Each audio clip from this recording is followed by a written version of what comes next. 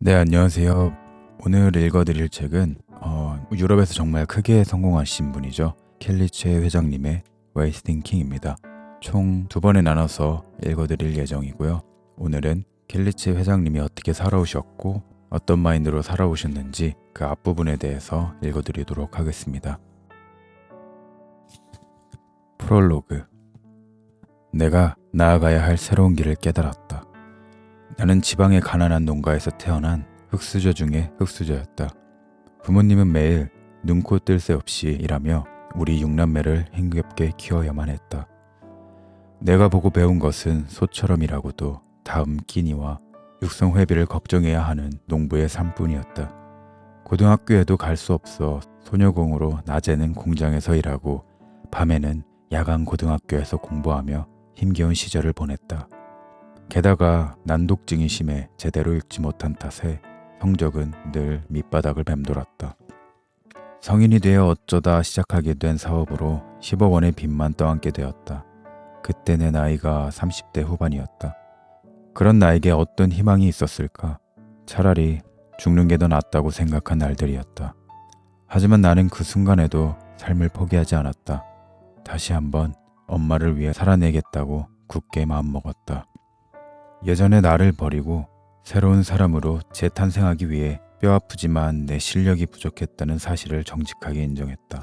그리고 나와 비슷한 배경과 실패를 딛고 성공한 1000명의 부자를 공부하기 시작했다.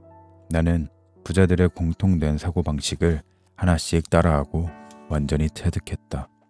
그 결과 5년 만에 내가 목표했던 모든 것을 이루게 되었다.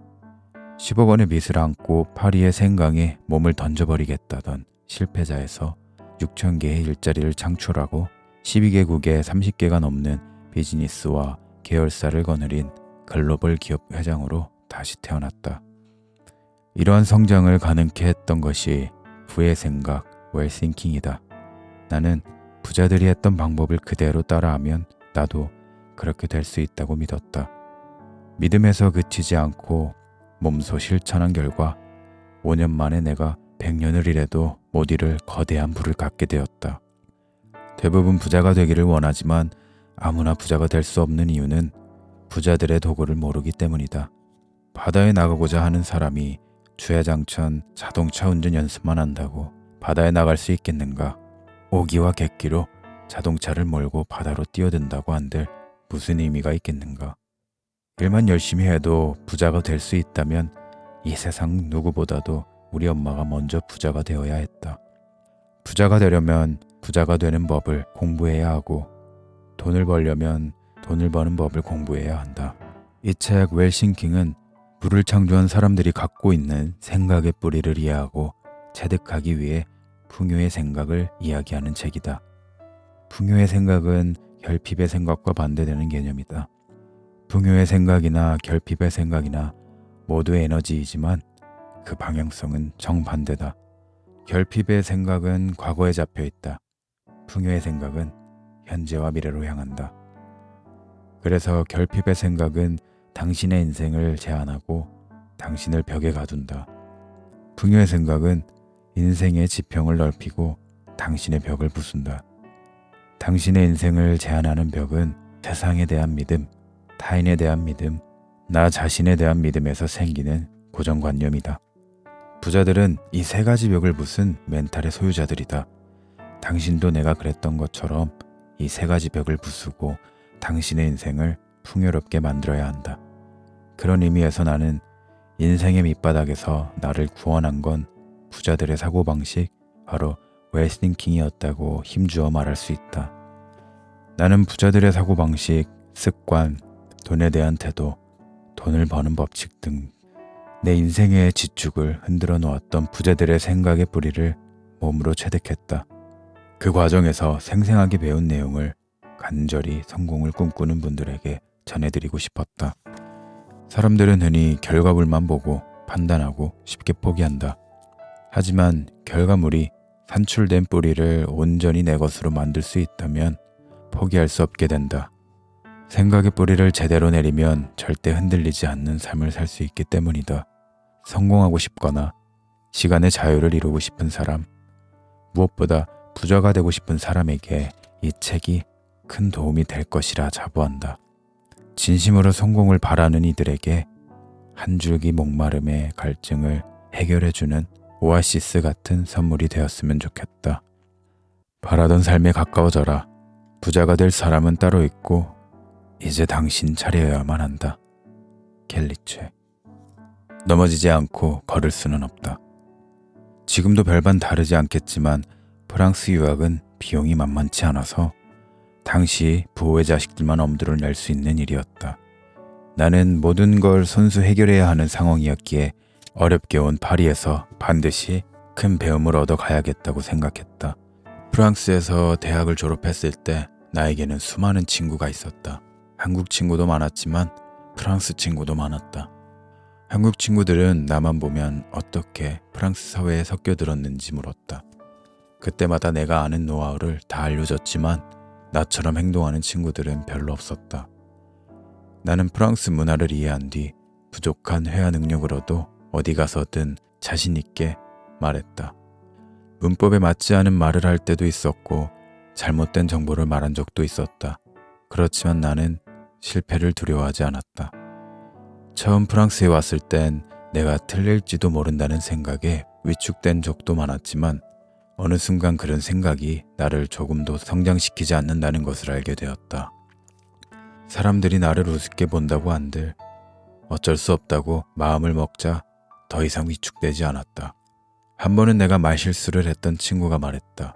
켈리, 그거 틀린 거야. 그래? 몰랐어. 네 덕분에 새로운 걸 하나 배웠네. 정말 고마워. 바로 인정하면 누구도 나를 욕하지 않았다. 그게 프랑스 문화였다. 설령 욕을 먹는다고 해도 어쩔 수 없었다. 실패하지 않고 되는 일은 이 세상에 없다는 것을 잘 알고 있었기 때문이다. 파리 유학을 성공적으로 끝낸 뒤에도 나는 숱한 실패가 기다리고 있었다. 학교를 졸업할 무렵 나는 파리의 유행이 서서히 변하고 있음을 눈치챘다. 파리의 패션은 오크티르, 즉 고급 맞춤 여성복이 중심을 이루고 있었다. 기성복이라는 의미의 프레타포르테 역시 일반인들이 접근할 수 없을 만큼 고가였다. 그런데 언제부터 파리에서도 뉴욕의 미니멀리즘이 확산되고 있었다. 앞으로 캘빈 클라인 같은 브랜드의 열풍이 불고 새로운 시대가 올 것이라는 예감이 들었다. 나는 뉴욕에 갈 생각이었다. 먼저 뉴욕으로 간 친구가 오기만 하면 디자이너로 취직시켜주겠다고 했다. 뉴욕에서 몇 년 공부를 한 뒤 파리에 정착할 생각이었다. 내가 뉴욕을 선택한 데는 디자이너로서의 내 한계도 있었다. 디자인하는 일이라면 나도 지지 않을 자신이 있었다. 그런데 프랑스 사람들은 직선의 끝부분이 살짝 흐려지면 곡선으로 변하는 그림을 그려놓고는 곡선으로 휘는 이유에 대해 몇 시간씩 토론했다. 르브르에서 봤다든가 베르사유에서 봤다든가 어느 철학자가 말했다든가 이런 거창한 비유까지 들면서 나는 더 멋있는 디자인을 해놓고도 그 의미에 대해 충분히 설명하기가 어려웠다. 창의력과 인문학적 소양의 차이 때문이었다. 하라면 하고 가라면 가야 하는 교육을 받아온 나로서는 도저히 그들을 따라갈 자신이 생기지 않았다. 프랑스인들은 1시간이면 끝나는 패션쇼를 두고도 몇 날 며칠 떠들 수 있었다. 눈만 말똥말똥 뜨고 선생님이 하는 말만 가만히 듣는 그런 교육을 받아온 아시아 친구들이 대부분 절망하는 지점이기도 했다. 오트쿠티르 중심의 파리 패션계에서는 그들을 능가할 만한 창의력이 아니면 두각을 나타내기 어려웠다. 물론 다 그랬던 것은 아니다. 한국인 중에는 나와 똑같은 교육을 받고도 매우 창의적인 사람들이 덜어 있었다.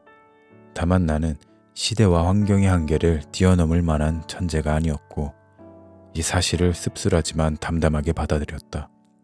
그런 나에게 실용적인 사고를 더 인정하는 뉴욕이 파리보다 더 적합할 거라 판단했다. 나는 파리의 패션 업계에서 최고가 되기에는 역부족이었지만 그렇다고 좌절하지는 않았다.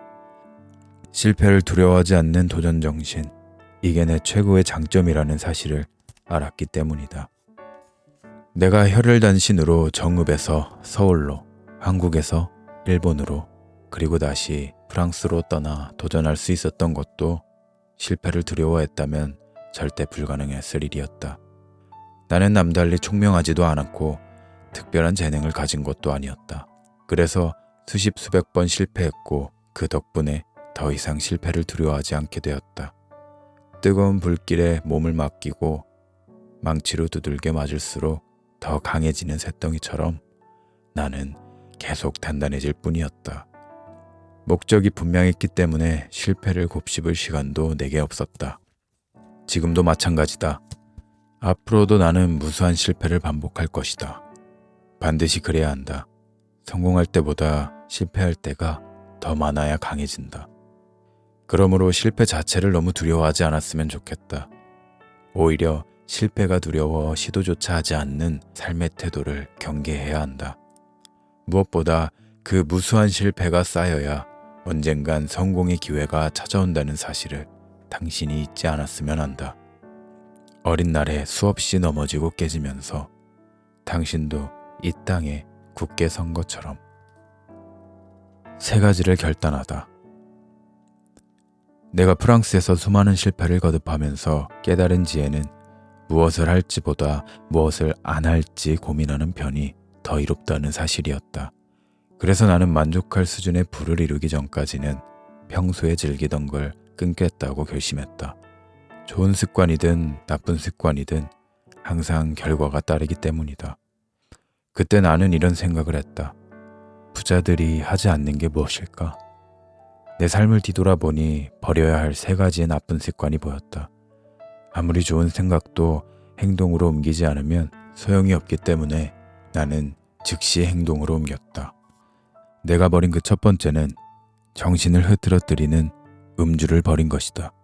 사실 내가 술을 끄는 건 첫 사업을 할 때부터였다. 내가 술을 마시지 않겠다고 결심한 이유는 술을 마시고 실수를 해서가 아니었다. 그 정도로 술을 마신 적도 없었다. 술의 시간을 뺏기는 게 아까워서였다. 그때 나는 민박집 주인이자 가이드였다. 동시에 켈리델리 사업도 준비하고 있어서 몸이 2개라도 부족할 지경이었다. 한 번 술을 마시면 최소 2시간 이상이 소요됐다. 일주일에 3번 술을 마시면 6시간이 소모되었다. 술을 끊겠다고 결심한 뒤로 나는 술을 한 모금도 마시지 않았다. 게다가 나처럼 눈에 띄고 화려한 여자가 남자들과 사업을 한다고 술을 마시면 쉽게 보일 수 있었다. 그래서 더욱 인맥에 연연하지 않고 실력으로만 승부하고 싶었다. 내가 잘 따르던 선배 언니는 오히려 사업을 시작하면 거래처 사람들과 술을 마시며 친분을 쌓아가야 하는데 반대로 술을 끊는 배짱은 뭐냐? 라고 나를 놀리기도 했다. 첫 사업 막바지에 아무리 노력해도 빚만 늘어가고 직원들 월급날이 다가오는 게 두려웠던 때에는 정말 소주 딱 한 잔만 마시면 살 것 같았다. 어떤 때는 눈을 뜨고 있는 것조차 너무 괴로워서 얼굴이 하얗게 질렸다. 그만큼 술 한 잔이 간절했다. 하지만 그렇게 힘들 때도 술을 입에 대지 않았다. 마시면 한 잔만 마실 수 없을 것 같았고 다시 일어서지 못할 것 같았다. 무엇보다 나 자신과의 약속을 절대로 번복하지 말아야 한다고 생각했다. 아직 성공하지 못했으니 마시지 않는 게 당연했다. 어쩌다 사람들을 만나면 왜 그렇게 사냐며 이 정도는 마셔도 된다고 술을 권했다. 늘 같이 저녁을 먹으며 술까지 마시던 언니들이었다. 그러나 술을 마시지 않으니까 차츰 나를 부르지 않았다. 술을 마시지 않겠다는 원칙이 특별한 건 아니다. 하지만 술을 끄는 덕분에 많은 시간을 확보할 수 있었고 보다 명료한 정신으로 내가 해야 할 일에 열정을 쏟을 수 있었다. 2번째로 내가 버린 것은 야금야금 삶을 갉아먹는 유의를 버리는 것이었다. 나는 시간적으로 조금 여유가 생기면 드라마를 보거나 게임하는 걸 좋아했다. 문제는 시작하면 멈추지 못한다는 것이었다. 당연히 시간을 쓰는데 효율적이지 않았다. 그래서 어떻게 하면 시간을 효과적으로 쓸 수 있을지 고민했다. 성공한 사람들은 시간의 여유가 생기면 책을 읽으면서 철저하게 자기 시간을 확보한다. 그들은 대개 삶의 유의를 즐기는 방법이 나와 달랐다. 성공하기 위해서는 자기 관리가 기본이다. 자기 관리의 기본은 불필요한 시간 소모를 줄여 스스로 발전시키는 시간을 갖는 것이다. 특히 요즘 사람들에게는 지나친 SNS의 사용을 삼갈 것을 적극 추천한다. SNS의 특징 중 하나가 바로 맺고 끊는 게 어렵다는 것이다. SNS가 자신의 사업이나 개인적인 발전과 직결되어 있다면 괜찮겠지만 유의적인 요소가 크다면 분명 가장 많은 시간을 소모하고 있을 것이다. 그러므로 SNS의 접속 시간을 줄이고 그 시간을 확보하여 자기 개발을 위한 활동을 하는 게 더 좋다. 아무리 큰 성공을 이루었더라도 나를 발전시키는 시간을 확보하지 못한다면 모두 무의미하다. 성공을 위해 쏟았던 피와 땀, 그리고 눈물, 성공을 거머쥐고 얻은 부와 인맥, 이 모든 게 신기루처럼 사라진다고 상상해보라. 이 얼마나 억울하고 안타까운 일인가. 세 번째로 버린 것은 시간을 빼앗는 파티를 버린 것이다. 한국이나 유럽이나 모임은 매한가지다. 모임의 핵심은 인맥 관리다. 사람이 모이는 일은 새로운 에너지를 창출하고 기회의 장을 여는 최적의 방법이다. 하지만 어느 순간에 나는 모임에 참석하는 것이 성공을 방해하는 요인이라고 생각했다. 일반적인 생각과 반대로 생각한 것이다. 사업가인 내가 모임을 포기했다고 말하면 어떤 사람들은 그럼 인맥 관리를 어떻게 하냐고 되묻는다. 나는 이렇게 답한다. 전 인맥 관리 안 해요. 내가 이렇게 말하는 데에는 이유가 있다. 인맥은 관리되는 게 아니기 때문이다. 한번 생각해보라. 당신이 내게 나는 켈리랑 친구가 되고 싶고 반드시 그렇게 될 거야 라고 말하면 당연히 그렇게 될 수 있다. 나는 친구를 좋아하고 새로운 친구를 환영한다. 하지만 나는 켈리를 나의 인맥으로 관리하고 싶어 라고 말한다면 다르다. 나는 당신에게 관리되고 싶은 마음이 추호도 없다. 내가 나랑 친구가 되고 싶어하는 사람과 나를 인맥 삼아 이용하려는 사람을 구분하지도 못할까? 이는 비단 나뿐만이 아니라 모든 성공한 사람이 직감적으로 느끼고 있는 부분이다. 그래서 나는 인맥 관리를 하지 않는다. 가급적 파티에 가지 않겠다는 결심 또한 시간 때문이었다. 파티는 보통 하룻밤을 통째로 잡아먹는다. 사교에는 도움이 되겠지만 나는 한 번의 큰 실패를 겪으면서 단순한 사교가 인생에 별 의미가 없다는 것을 뼈저리게 느꼈다. 정말 소중한 친구나 가족들과의 파티 외에 단순한 사교 모임에 내 귀한 시간을 소모하고 싶지 않다. 이것은 성공한 지금도 지키고 있는 원칙이다. 행복해지고 싶다면 먼저 당신의 삶을 갉아먹는 나쁜 습관을 끊어내야 한다. 세 가지의 나쁜 습관을 끊었다면 좋은 습관 세 가지를 만들어야 한다. 특히 나를 성장시키는 것에 그 시간을 써야 한다. 어제의 나보다 내일의 나 자신이 아주 조금 진일보할 수 있는 시간을 확보하여 성장하는 게 행복이다. 매일 조금씩만 성장해도 된다. 왜냐하면 성장은 복리 효과를 만들어내기 때문이다. 예를 들어 하루 1%만 매일 성장해도 100일이면 100%로 성장하는데 오늘의 1% 성장은 시간의 흐름에 따라 성장이 거듭되니 100일 후면 기대한 것 이상으로 성장해 있을 것이다. 아무리 부족하고 못난 인생이라 하더라도 멈추지 않는다면 5년 후에는 지금과는 완전히 다른 인생을 살게 될 것이라는 말이다. 1000명의 사람을 스승으로 삼다.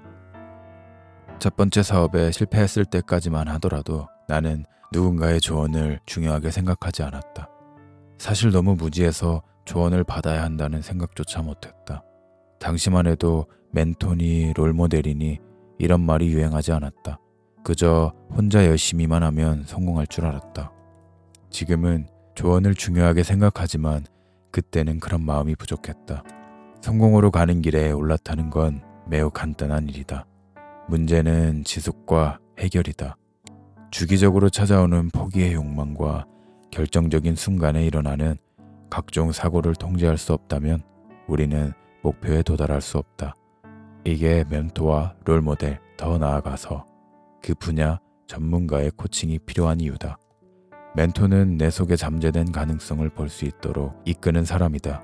그래서 인생의 멘토나 롤모델을 찾아 조언을 구하고 그들의 성공 방식을 이해하는 게 목표에 도달하는 지름길이다.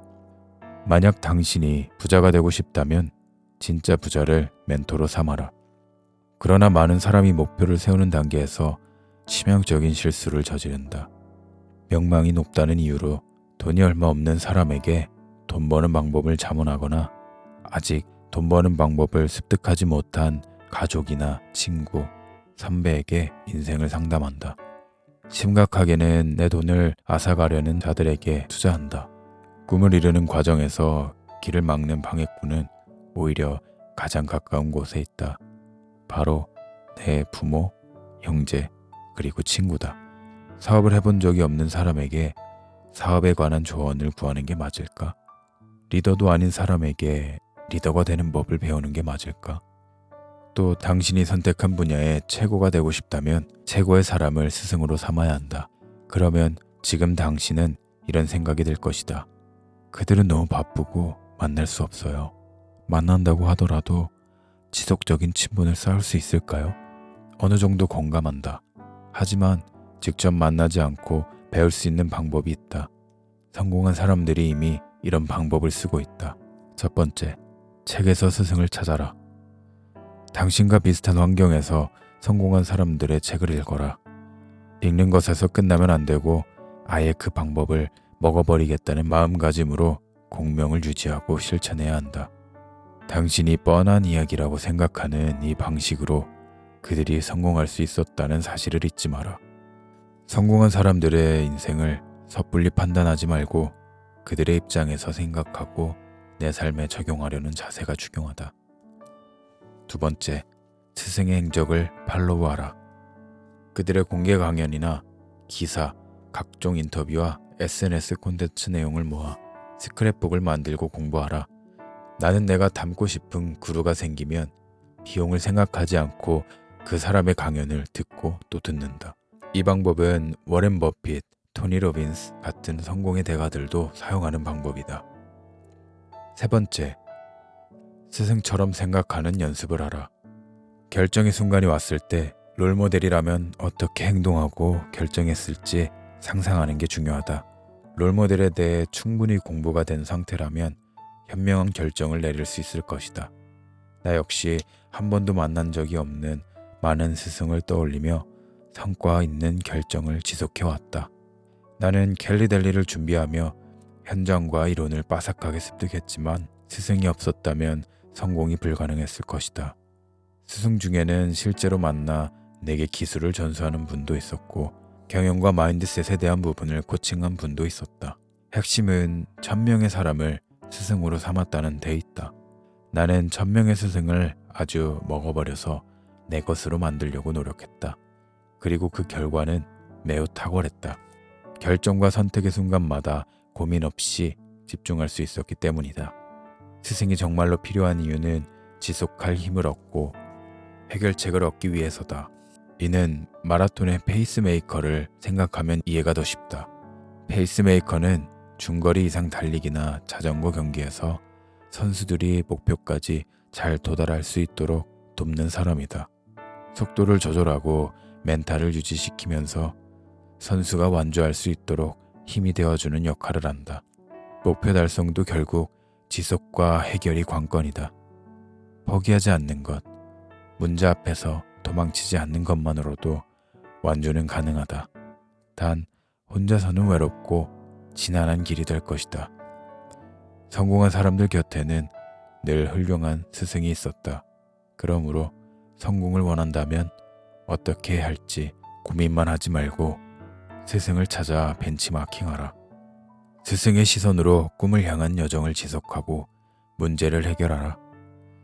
당신도 위대한 목표를 빠르게 완주하게 될 것이다. 한 단계의 성장을 위한 마중물 같은 것.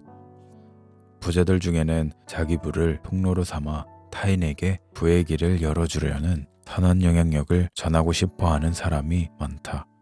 하지만 개인적인 욕심만 많고 눈에 생기가 없으며 삶에 대한 의지가 없는 사람에게 부의 노하우를 전하지는 않는다. 돈만 바라보는 사람에게는 오히려 그것이 더 독이 될 수 있으며 나누지 않는 부는 탐욕만 키운다는 사실을 너무나 잘 알기 때문이다.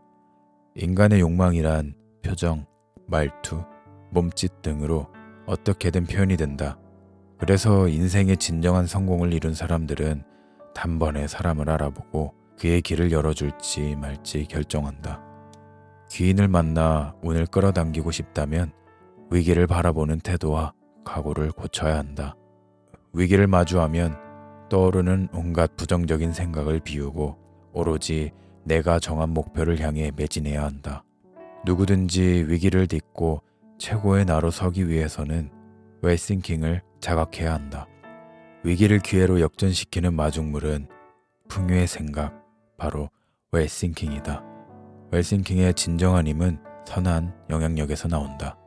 선한 영향력에 대한 간절함이 꿈과 만나 하나가 될 때, 그리하여 위기에 대한 태도와 각오가 바뀔 때 좋은 스승이나 멘토를 반드시 만나게 될 것이다. 100일만 실천해도 누구나 알게 된다. 캘리델리를 준비하는 2년 동안 나는 100권의 책을 반복해서 읽고 실천했다. 나는 단지 100권의 책을 읽고 실천하는 데 그치지 않고 그 사람들의 삶을 통째로 먹어버리기로 다짐했다. 그 사람들의 삶을 통째로 먹기 위해서 먼저 그 사람들의 생각을 이해하고 실행 방법을 그대로 따라했다. 잘 이해되지 않는 부분은 수백 번 다시 읽고 실패해도 계속 따라했다. 그러자 조금씩 길이 보이기 시작했다. 내 생각과 태도가 변하고 있다는 걸 느낄 수 있었다. 내가 성공하는 사람들의 방식을 통째로 먹으면서 찾아낸 7가지 실행 도구는 웰싱킹의 뿌리를 만드는 데 큰 도움을 주었다. 처음에는 적용이 쉽지 않았다. 그러나 계속 노력하니 적용의 속도가 점점 빨라지기 시작했다. 꿈을 이루기 위한 7가지 법칙을 한마디로 정리하자면 성공하는 사람들의 공통된 습관이다. 이 습관을 자신의 삶에 적용할 수 있다면 누구라도 성공에 가까이 다가갈 수 있을 것이다. 첫 번째, 목표를 분명히 한다. 운전할 때 내비게이션에 목적지를 입력하듯이 한 문장으로 말할 수 있을 정도의 분명한 목표가 있어야 한다. 정확한 목적지를 입력해야만 내비게이션이 잘 작동하듯 인생의 목표도 마찬가지다. 잠실체육관에 갈 사람이 잠실이라고만 입력한다면 내비게이션은 제대로 안내하지 않는다. 명확한 목표는 마치 내비게이션에 목적지를 입력하고 자율주행하는 것과 같다. 이는 곧 자신의 삶에 신념을 심는 이치다. 그런데 사람들의 목표는 생각보다 분명하지 않은 경우가 많다. 부자가 되고 싶다는 것을 목표라고 할 수 없다. 그건 막연한 꿈에 불과하다. 꿈이 이루어지게 하려면 보다 분명한 목표를 정해야 한다. 부자가 되고 싶으면 정확한 목표 액수를 정해야 한다. 예를 들어 100억 원을 가진 부자가 되겠다. 초밥 사업으로 1000억 원짜리 사업차를 만들겠다. 같은 명료한 목표가 있어야 한다. 분명한 목표를 자꾸 되새기면 어느 순간 목표의 잠재의식 속에 내재된다. 이게 바로 신념이다. 인간의 잠재의식은 의식보다 3만 배나 강력한 힘을 가지고 있다. 10년 전 교통사고를 당한 사람에게 체면을 걸었더니 자기를 치고 간 오토바이의 색깔은 물론 운전자가 쓰고 있던 헬멧까지 모두 기억했다는 사례도 있다. 이렇듯 잠재의식은 인간이 태어나서 보고 느낀 걸 정확히 기억하고 있다. 의식적으로는 도무지 해낼 수 없는 일들을 잠재의식은 가능하게 만든다. 그렇기 때문에 성공을 위해서는 먼저 분명한 목표를 잠재의식에 새겨 넣어야 한다. 두 번째, 데드라인을 정한다. 나는 어릴 때부터 늘 부자가 될 거라고 말했다. 당연히 막연한 희망사항이었으므로 언제까지라는 데드라인이 정해져 있지 않았다. 그래서 부자가 되기까지 많은 시간을 돌아왔다. 그래도 나는 부자가 되겠다는 열망이 강했기 때문에 계속해서 부자에 가까워지고 있었다고 생각한다. 캘리델리를 시작하면서 나는 남들을 이롭게 하여 5년 안에 300억 원의 부자가 되겠다는 목표를 정했다. 5년이라는 데드라인을 정해놓았고 그때까지 목표를 이루기 위해 최선을 다했다. 그러자 데드라인을 훨씬 앞당겨 목표를 이룰 수 있었다. 세 번째, 구체적으로 상상한다. 5년이라는 데드라인을 정한 뒤 나는 5년 후 어떤 집에 살고 있을 것이고 어디에 있는 어떤 회사에서 일을 하고 있을지 자세하게 상상한다. 그때쯤 우리 회사 직원은 몇 명일지, 어떤 사람들이 일하고 있을지도 상상했다. 이른바 시각화 훈련이다. 2부에서도 더 심도 있게 다루겠지만 대부분의 성공한 사람들은 상상력이 뛰어나다. 상상력을 통해 시각화된 것들은 추상적인 명제보다 훨씬 쉽고 빠르게 잠재의식 속에 새겨진다. 그래서 잠재의식에 강력한 힘을 발휘하려면 구체적으로 상상하는 힘이 필요하다. 4번째, 액션 플랜을 세운다. 감나무 밑에서 아무리 입 벌리고 있어봤자 감이 내 입으로 떨어질 확률은 거의 제로에 가깝다. 감을 먹으려면 감나무에 올라가거나 감을 딸 수 있는 긴 장대를 만들어야 한다. 이것이 바로 액션이다. 하기 어려운 걸 하라는 게 아니다. 손쉽게 할 수 있는 아주 작은 일부터 찾으면 된다. 예를 들어 살을 빼고 싶다면 오늘 할 일 3가지를 정해서 실천하면 된다. 처음부터 하루에 1kg를 빼겠다거나 운동을 2시간씩 하겠다는 무리한 목표를 정할 필요는 없다. 저녁밥을 10분만 더 일찍 먹겠다거나 밥을 한 숟갈만 덜 먹겠다거나 5분만 더 걷겠다거나 하는 등의 어렵지 않게 실천할 수 있는 목표를 정하고 지켜나가다 보면 스스로 자신감이 붙는다. 간혹 다이어트 계획을 할 때 무슨 운동을 할까부터 고민하는 사람들이 있다. 우선 밖으로 나가 걸으면서 앞으로 어떤 운동을 할지 생각하라. 내가 할 수 있는 가장 쉬운 일부터 바로 시작하면 된다. 그것이 당장 실행할 수 있는 액션 플랜이다. 그러고 나서 조금 더 어려운 액션 플랜을 도전하고 실행해 나가면 된다. 그런데 사람들은 대개 그 일이 될지 안 될지 계속 고민하면서 시간을 흘려보낸다. 작은 행동을 하다 보면 될지 안 될지 답이 나오기 마련이다. 그러므로 생각만 하지 말고 즉시 행동하라. 5번째, 나쁜 습관 3가지를 버린다. 나의 나쁜 습관은 술과 소모적인 유의, 그리고 파티였다. 불필요하게 소비되는 시간이 너무 많았기 때문이다. 술을 끊고 파티를 줄여 얻은 시간에는 책을 읽었다. 사업을 시작하고 딸을 키우면서도 틈틈이 책을 읽을 수 있었던 건 나쁜 습관을 버렸기 때문이다.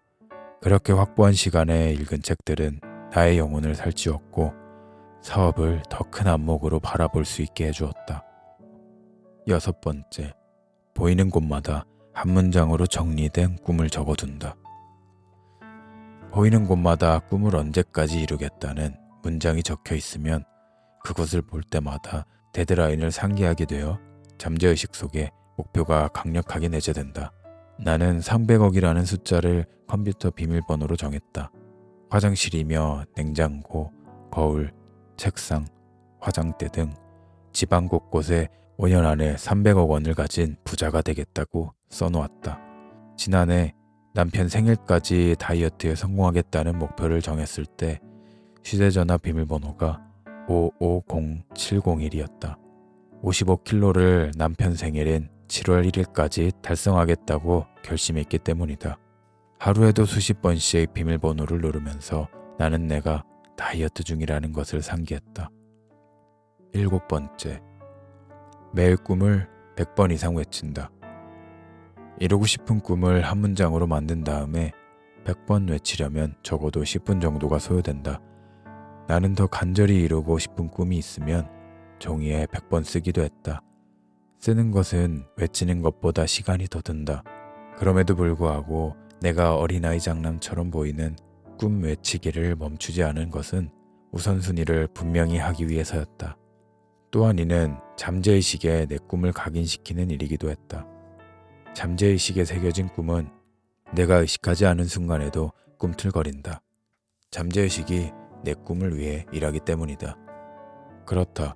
내가 성공한 사람들의 삶을 통째로 먹어 찾아낸 꿈을 이루는 7가지 법칙은 단순하고 누구나 할 수 있는 것이다. 그러나 하는 사람과 하지 않는 사람의 삶에는 큰 차이가 생긴다. 나에게 성공의 비결을 묻는 사람들이 너무나 많이 있다. 그들에게 나는 이 7가지 법칙을 말해준다. 나는 이 일을 꾸준히 반복했을 뿐이다. 할까 말까 고민하는 시간에 일단 해보는 사람들은 알 수 있다. 이 단순한 일이 하루하루 자신의 삶을 놀랍도록 변화시킨다는 것을. 이 7가지 법칙이 목표 달성에 강한 뿌리가 되어준다는 사실을 100일만 실천해도 누구나 알게 된다. 세상의 모든 첫걸음은 보잘것없어 보인다. 그러나 첫걸음을 떼지 않으면 아무것도 이루어지지 않는다. 내게 카운슬링을 받았던 많은 분들이 실제로 이 방법으로 변화하고 꿈을 이루고 있다. 오늘은 제1부 인생의 밑바닥에서 싹튼 부의 씨앗을 읽어드렸습니다. 들어주셔서 감사합니다. 그럼 2부에서 뵙겠습니다. 감사합니다.